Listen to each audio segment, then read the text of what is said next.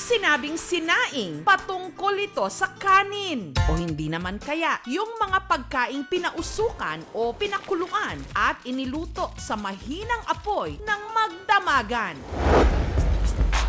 hanggang lumambot na ang isda o karne. Ang nananahimik na sinaing biglang nag-trending. Nagsimula ang lahat nung si Alodia Gosiangfiao nag-post ng kanyang litrato na may caption na Hi, ako nga pala yung sinayang mo. kinabukasan naman, nag-post ang kanyang ex na si Will Dasovich ng Hi, ako nga pala yung sinaing mo. boom! Sabog ang social media. Ang sinaing nasangkot sa pasaringan ng dating magsing irog. Napag-usapan tuloy ang tungkol sa masarap na sinaing na isda, karne o kanin. Pero nilinaw ni Alodia na ang kanyang post base lang sa meme at wala siyang pakahulugan. Eh ano namang say mo, Will? Everyone's tagging me. Naisip ko lang, I'll just make nonsense out of this. I just changed one letter, ginawa sinayang into sinaing. Not like real drama or anything. Tutal, nagkasubuan na itong si Will. Niyaya na lang naming kumain ng iba't ibang luto ng sinaing. First stop sa sinaing capital of the Philippines, Batangas. Dito sa bayan ng Balete, higit isang dekada nang nagluluto ng sinaing na tulingan si Lorna. 12 years na po ako dito. Natutunan ko na po ang pagsasaing ng masasarap na isda. Oh my God, buhay pa yung isda!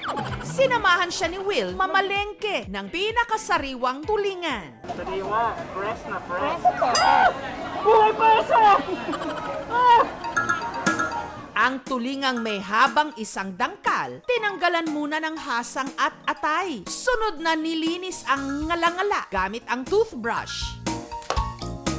Hiniwa para lumapad. Bakit pinipindot mo siya? Para po lumambot ang tinik, kailangan po natin pisain ang tulingan. Sige, so siksik the isda, punuin ng madami, and then pamasahe tulad ng ginagawa mo sa jowa mo, kung meron, pero wala na. Pahugot. Ang magsisilbi nitong pampaasim, pinatuyong kamyas. Ilan pwede sa isang takal? Pwede po sir ang sa isang kaserolang malaki, 10 kilo, 60 peraso. Ibinalot sa dahon ng saging at saka isinalansan sa kaserola. At para mas masarap, iniluluto nila ito sa kahoy sa loob ng hanggang 10 oras kung kailan halos madurog na pati tinik ng isda.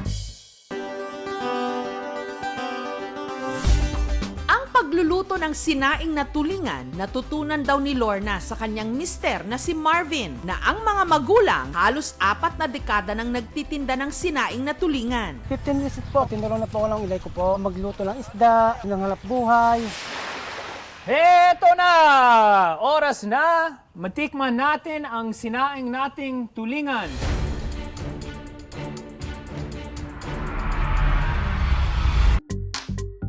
Sarap pa. Maasim dahil syempre sa yamyas. Ibinibenta ito ni na Lorna sa palengke ng Lipa. 60 pesos kada piraso. Si Will na-challenge din sa pagsi-sale stock. Bili pa kayo! Tulingan, isda, saing, bili pa kayo! Mura pa! Sayang, hindi gumagana yung aking power. Siguro kailangan ko mag-change costume para mas bongga, no? Para makabenta, si Will nagtodo na. Oh, benta na tayo! Tulingan po, masustansya na, mura pa! Nakakaborta to, promise! Ah, salamat kuya. Dahil ikaw nagluto, 70 na. Wow! May patip! Ikaw nga pala ang sinaing mo. Magkano naman kaya ang nabenta nila? Mayaman na tayo dito, te. 1,550. 1,550! Bigyan ng jacket yan! 1,600! Sa barangay Alangilan Sentro sa Batangas City, ipinagmamalaki naman ni Boyet ang sarili niyang bersyon ng sinaing. Karaniwan kasing sinasaing ko ay mga isda, kaya naisip ko itong manok, masarap din. Ang sinaing na manok, hindi raw nalalayo sa pagluluto ng adobo. Sinapinan ng dahon ng saging ang palayok. Kamyas din ang pampaasim.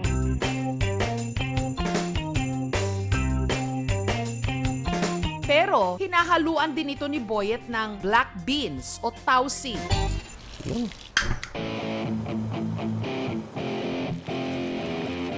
Malalasahan mo talaga yung distinct na aftertaste noong palayo. Parang meron siyang earthy flavor na hindi mabibigay ng mga cooking pots natin.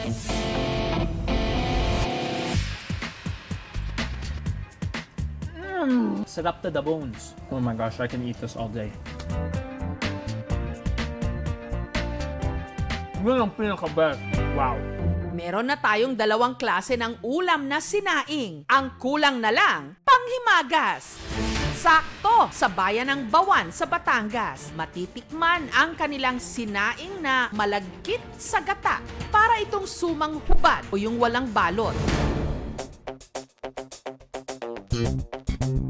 Ang malagkit, sinapinan din ng dahon ng saging at binuhusan ng gata, tsaka hinaluan ng lagihay o black beans. Pag nalagay ko na po yung mga gata, sabay patak po ng asin, margarin, tatakloban po siya ng dahon. Sunod itong pinakuluan sa mahinang apoy sa loob ng 2 oras.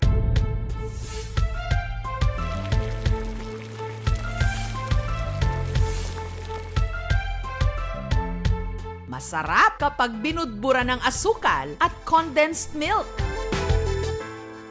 2 dekada na itong hindi nawawala sa merienda ni na Venus. Ito po ay nakikita ko sa akin pong lola. Nakatutulong po ito. Pandagdag po sa gastusin para po sa aking pamilya. May tutong, pero walang tutong sa taong nagugutom. So chewy. Basta, pag ganon kasarap, walang sinayang na sinaing dito. Ito nga pala yung mga sinaing mo. Nasasarap. My God! Tsak, hinding-hindi mo sasayangin. Yun ang pinaka-best. Ano ang reaksyon mo sa istoryang ito? Tweet na gamit ang hashtag KMJS.